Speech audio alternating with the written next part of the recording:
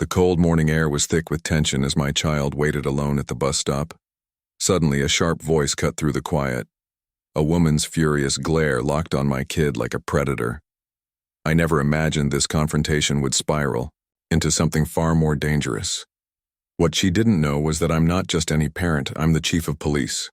And by the end of this, she wouldn't just regret crossing my family, she'd regret ever stepping foot in our neighborhood. The morning air was sharp and cold, crisp like a blade cutting through the quiet neighborhood. Leaves rustled underfoot, as a handful of children gathered by the bus stop on the cracked sidewalk, shaded by tall oaks whose branches swayed gently in the wind.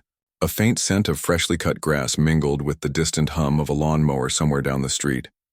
Among the kids stood a small boy gripping his backpack, straps tightly, his eyes darting nervously as he glanced toward the approaching figure. The boy's breath came in shallow clouds visible in the chill morning air, his small frame tense with unease. Nearby, behind the rows of parked cars and blooming azaleas, a man watched intently. His jaw clenched with barely contained frustration as he observed the scene unfolding, a storm gathering in his chest. His hand tightened around the coffee cup in his grip, and the cold slipped unnoticed from the morning into something sharper, a warning. His child was about to face a confrontation, and he felt the weight of it pressing heavy against his chest. He was no stranger to conflict, but this was different. This was personal. A woman appeared from the corner of the street, a sharp figure in a pristine white blouse and perfectly pressed slacks. Her hair was pulled back in a severe bun, and her eyes gleamed with an arrogance that seemed to suck the warmth from the air. She moved with purpose, her heels clicking against the pavement, an ominous metronome counting down the seconds until trouble. The children fell silent as she approached their small gathering, and a hush swept over the bus stop like the sudden pause before a storm breaks. The woman stopped abruptly in front of the boy and narrowed her eyes. Her voice cut through the morning air, sharp and accusing. "You think this is acceptable behavior?" She spat with venom, throwing trash on the sidewalk like some common delinquent. The boy's eyes widened in confusion and fear. He shook his head quickly. "I didn't do that, ma'am, I swear," but the woman was having none of it. Her lips curled in a mocking smile as she leaned closer, lowering her voice to a dangerous hiss. "Don't lie to me, kid, or next time it won't just be words you'll regret." The man stepped forward, his voice steady but firm. "Ma'am, please. There's no need for this. He didn't do anything wrong." The woman turned toward him, her eyes blazing with contempt, as if the very notion of being challenged offended her on a deep personal level. "And who might you be?" she sneered. "The babysitter, the neighborhood watch, or someone else playing hero?" She scoffed, then folded her arms as if daring him to answer. The man's heart pounded, but he kept his voice calm. "I'm his father, and I'd appreciate if you treated him with respect." The woman laughed, a cold, cruel sound that echoed down the quiet street. "Respect is earned, not demanded," she snapped. "Maybe if you taught your kid some manners, this wouldn't be happening." A small crowd of neighbors had begun to gather, their curiosity piqued by the escalating confrontation. Whispers floated through the air mixed with murmurs of disapproval, and the occasional stifled chuckle. The boy's cheeks flushed with humiliation and his lower lip trembled. The man glanced at him, the pain in his eyes raw and immediate. This wasn't just about some minor offense. This was about protecting his child from a bully and an injustice so blatant it stoked a fire deep inside. "Look," the man said, taking a measured breath. "I don't want any trouble, just leave my son alone." But the woman's smile twisted into something crueler. "Trouble is what I specialize in," she said with a mock curtsy. "And you'd better get used to it, because around here I'm the law. The HOA board appointed me to keep this neighborhood in line, and I don't take kindly to disrespect." The man's eyes narrowed. He knew the reputation of this woman, sharp-tongued, ruthless, and above all entitled.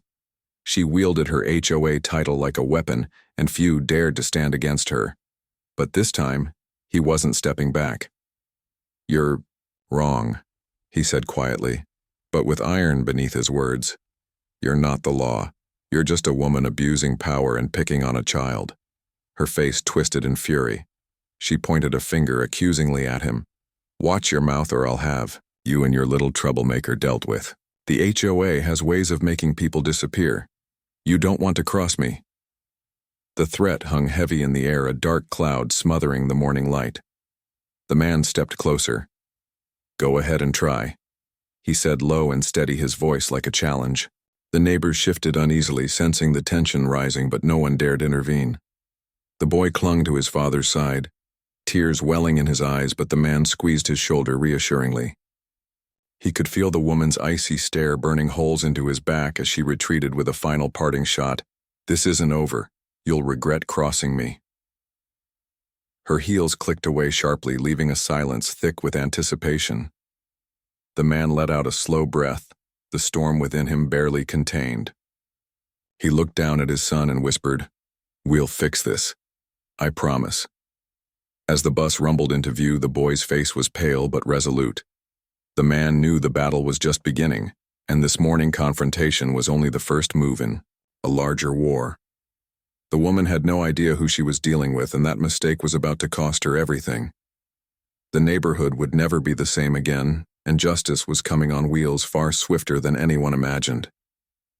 The days that followed were a storm of whispered rumors and sideways glances.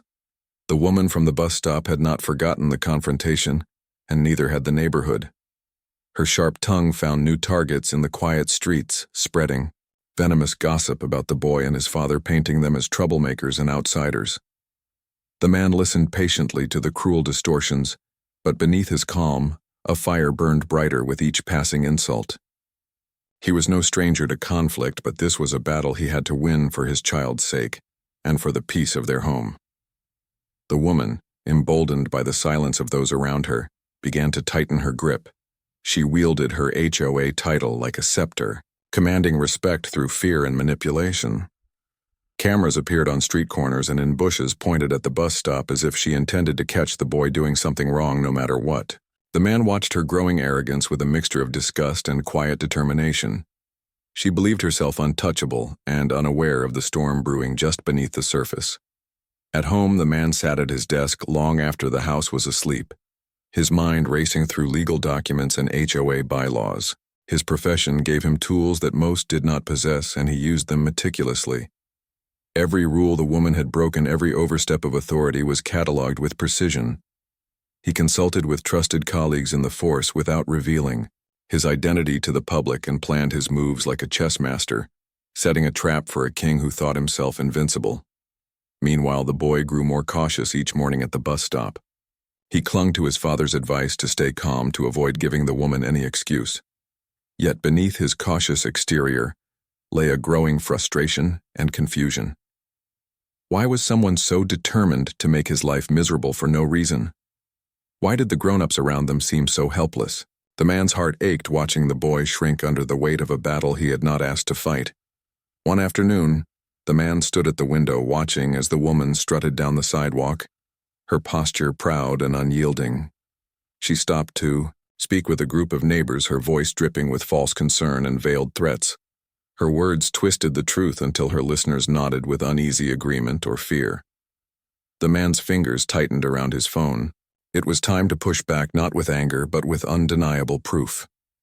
He began quietly sharing the evidence he had gathered with the HOA board members, who were not blinded by the woman's charm and cruelty.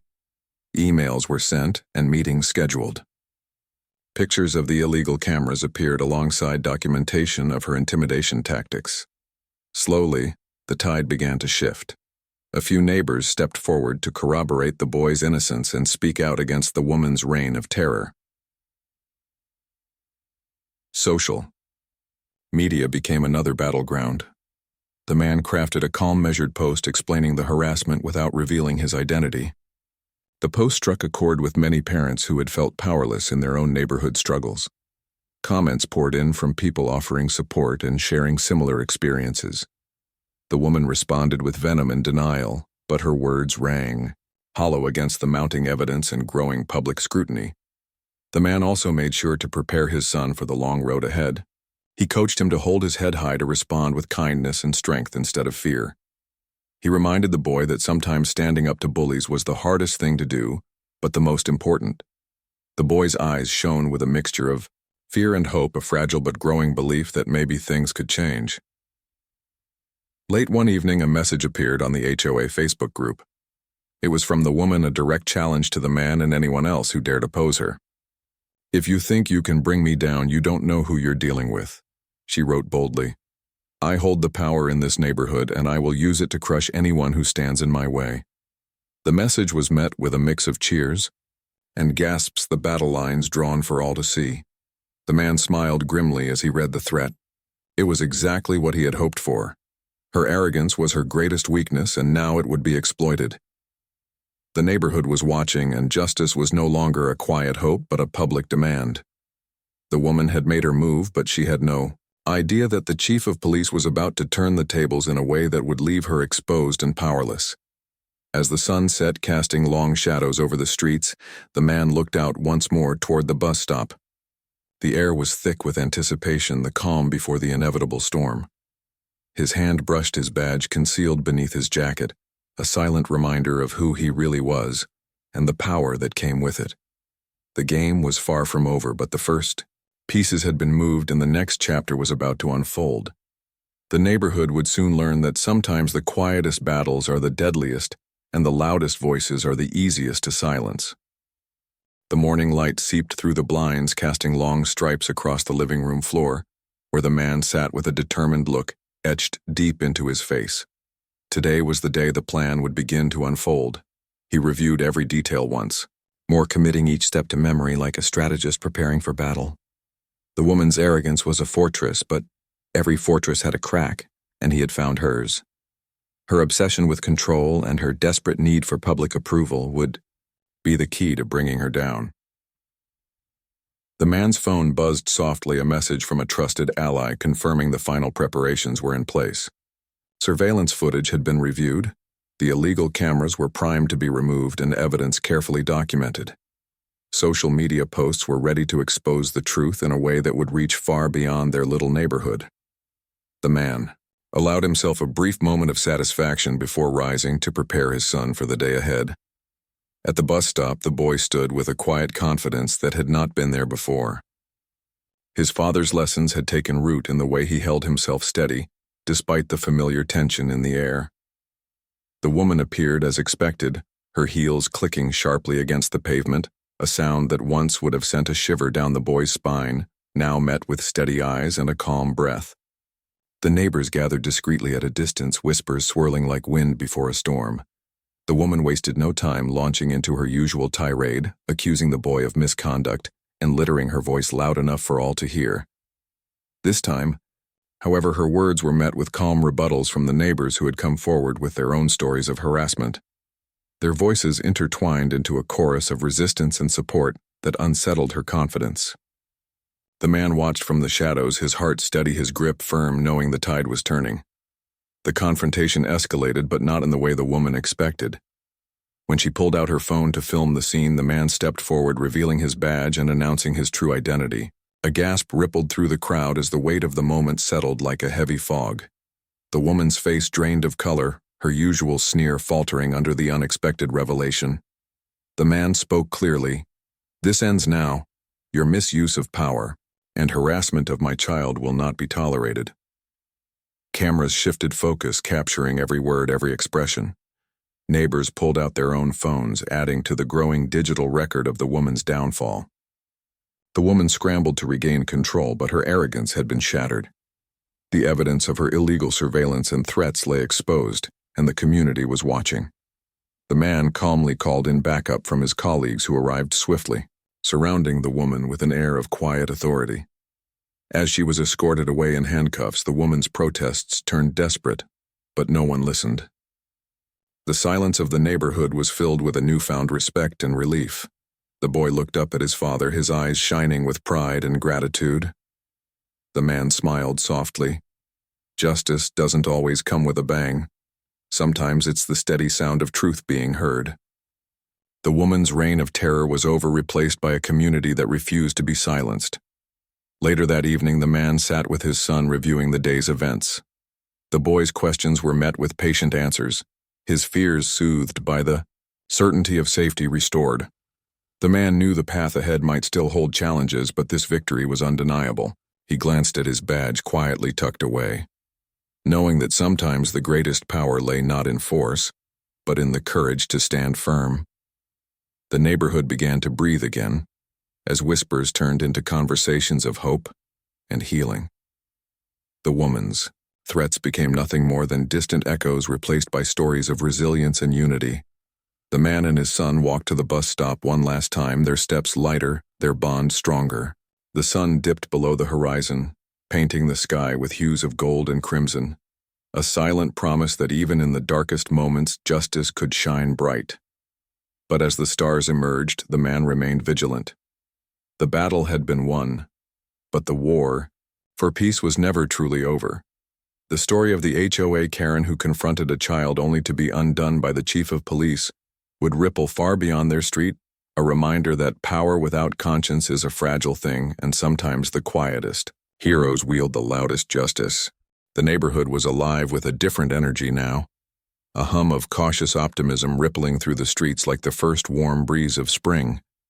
The man and his son walked side by side past the familiar bus stop, their footsteps echoing softly on the pavement. The air was lighter here, as if the weight of fear and intimidation had finally lifted. Neighbors greeted them with smiles and nods, some still whispering, but now in tones of admiration rather than suspicion.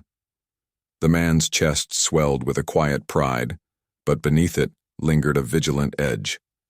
He knew the calm was fragile, and the battle for justice was far from over. Inside the modest home, the boy unpacked his backpack, placing his books neatly on the table while the man prepared dinner. The domestic scene was ordinary, but beneath it lay the extraordinary, the hard-fought victory over cruelty and arrogance. The man caught his son's eye and saw a spark there, resilience tempered by newfound confidence. This was the moment where childhood met courage, and the man vowed to protect it fiercely. As he stirred the simmering pot, he thought of the woman who had once ruled the street with threats and sneers. Her downfall had been swift, but the scars she left were deep. A sudden knock at the door broke the calm. The man's hand instinctively moved toward his concealed badge beneath his jacket. He opened the door to find the HOA board president standing awkwardly, clutching a thick envelope. Her eyes flickered with a mix of guilt and relief. "We wanted to thank you," she said quietly, "for standing up for this community. You've shown us that no one is above the law, even those who think they are untouchable." The man nodded his thanks, but his gaze remained steady. The neighborhood needs leaders who listen, not bullies who dictate. As the board president handed over the envelope, the man realized it contained formal complaints and evidence gathered from other residents, proof that the woman's reign of intimidation had extended far beyond what anyone had dared admit. "This is just the beginning," the president whispered. "We're cleaning house." The man allowed himself a brief smile, knowing justice was now a collective effort, not just his alone. Days later, the woman sat alone in a sterile interrogation room, her face drawn and eyes dull. The reality of her actions crashed down like a tidal wave. No longer the untouchable queen of the street, she was now a defendant facing charges of harassment, intimidation, and illegal surveillance. Her bravado had crumbled, leaving behind a hollow shell of arrogance. The man stood outside the building, watching the scene unfold, his heart steady but his mind alert. He had delivered justice, but he also understood the fragility of peace. News of the arrest spread quickly, sparking conversations across social media and local news outlets. Memes mocking the woman's downfall went viral, a perfect blend of humor and karma that delighted the community. Yet amid the laughter, the man remained focused on healing and rebuilding trust. He met with parents, schools, and neighborhood groups, fostering a spirit of unity where fear once ruled. His role as chief of police extended beyond enforcing the law to nurturing a safe environment for all. One evening, as the boy played in the yard, the man sat on the porch reflecting on the journey. The sunset painted the sky with streaks of orange and purple, a symbol of endings and new beginnings. He thought about the lessons learned about power and responsibility, courage and compassion. He glanced at his son, who looked up with a smile, radiant and free from the shadow that had once haunted him. "You did good," the boy said simply. "We did good." The man nodded. "Yes, we did. But always remember, standing up is never easy, but it's always worth it." The story of the HOA Kerren who confronted a child and was brought down by the chief of police became legend whispered among neighbors as a reminder that justice could be swift and unexpected. The man's victory was not just about a single confrontation, but about reclaiming dignity and safety for a community. As the stars blinked alive overhead, the man knew the fight for justice was ongoing, but with courage and heart the darkness would never prevail. And somewhere deep inside, the woman behind bars, a bitter truth settled in her heart. The power she once wielded was nothing compared to the quiet strength of a father protecting his child, and a community refusing to be silenced. The neighborhood breathed easier now, a place where voices mattered, and respect was earned, not demanded. The man closed his eyes and whispered into the night, "This is just the beginning."